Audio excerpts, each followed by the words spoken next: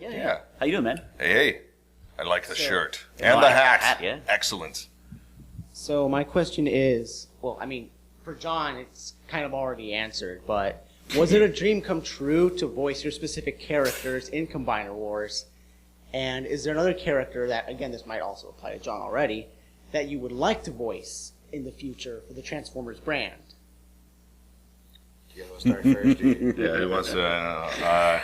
Yes. Or do you want... I will have the shortest answer. Yes was, I think yes was the shortest answer. Yeah, I think yes.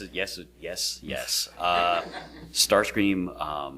Starscream was always kind of one of my favorite Transformers. I mean, I was always a good guy though. Like growing up, I was the Autobot, but my favorite bad guy was always Starscream. My favorite three bad guys were Starscream, Cobra Commander, and Skeletor when I was a kid. You know, more than and the Master, of course, for the Doctor in the back there.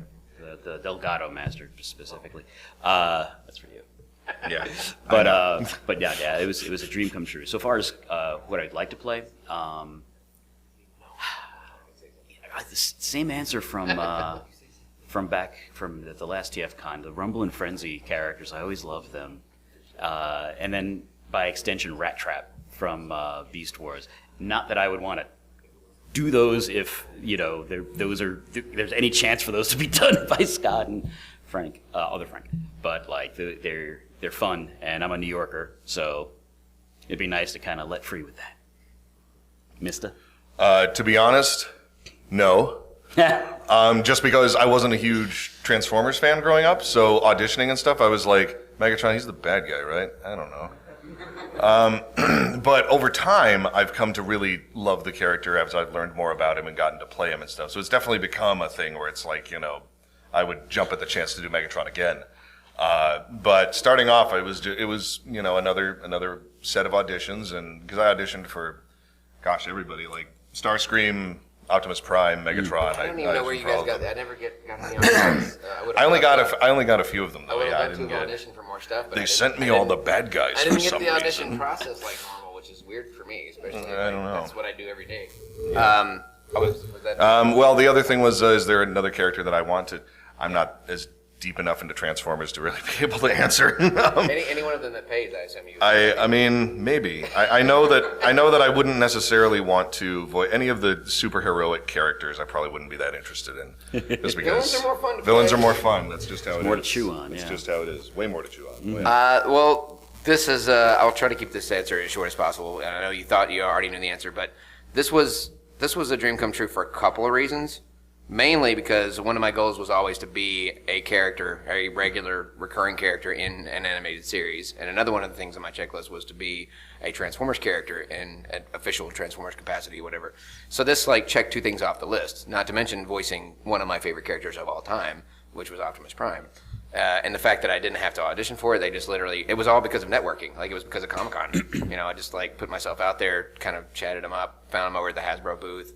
And then once other people with similar connections, and they started putting the pieces together, oh, we know who you are. And we exchanged information. I gave my email address, and then they just emailed me directly. I don't even know where the auditions went or came from. So, but because of that, after season one came, I don't know if you guys knew this or not, but after season one was wrapped on my third session or second session that I was there, the voice of Windblade and myself, he's like, I want to talk to you guys specifically. Eric pulled us aside. He's like, Hasbro is so impressed with you guys' work, they would like you to do a lot more in further capacities, which was freaking great. And then she ended up as Windblade in whatever the new show is, Cyberverse or something else. And then, and for some other smaller stuff. And then I just made it, because of that, I made these crazy cool connections at Hasbro. They started just throwing me all kinds of voices. I wish I could tell you half the stuff I've done voices for. The only one that I think I'm legally allowed to talk about, the FAO Schwartz in New York, they've added a huge wing of Transformers, and they've added this 8-foot Transformers interactive statue. That's me. So you can go up there and push the button and listen to me interact back with you and do your videos or whatever. So stuff like that all the time it's crazy. And because of that direct thing, my agent sent, the prelude stuff, the 4 videos that came out before the series started, I put one of those clips because that was a little more Optimus Prime than they allowed me to do in the actual show. It was more like the original voice. That was the first clip of my demo. My agent sent that to Paramount, and they were like, we would like Jon to fill in for Peter Cullen for the Bumblebee movie. And because of that, I ended up being Shockwave and Soundwave in the Bumblebee movie. So thank you, Combiner Wars, very, very, very much. All of that would not have happened if that just hadn't have worked the way it did. So, yeah.